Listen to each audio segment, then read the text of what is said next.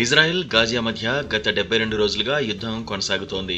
హమాస్ను పూర్తిగా నిర్మూలించే లక్ష్యంతో Gaza స్ట్రిప్ను Israel దాదాపుగా ధ్వంసం చేసింది. గాజాలో ఉన్న హమాస్ యోధులను పూర్తిగా నిర్మూలించాలని ఇజ్రాయెల్ ప్రధాని అంటున్నారు.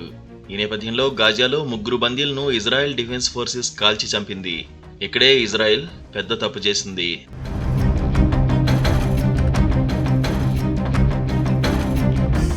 ఇజ్రాయెల్ సైన్యం కాల్చిన ఈ 3 హమాస్ యోధులుగా పరిగణించింది.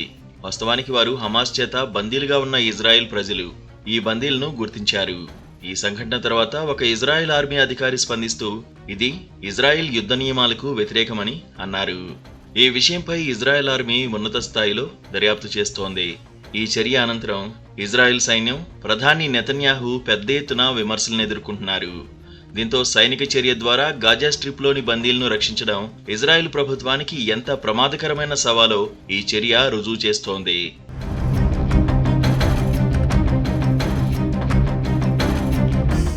ప్రస్తుతం 120 మంది ఇజ్రాయెల్ పౌరులు గాజా స్ట్రిప్లో బందీలుగా ఉన్నారు. 3 బందీలను కాల్చివేసినప్పుడు ఇజ్రాయెల్ సైన్యం తాము పొరపాటు చేశామని ఒప్పుకుంది.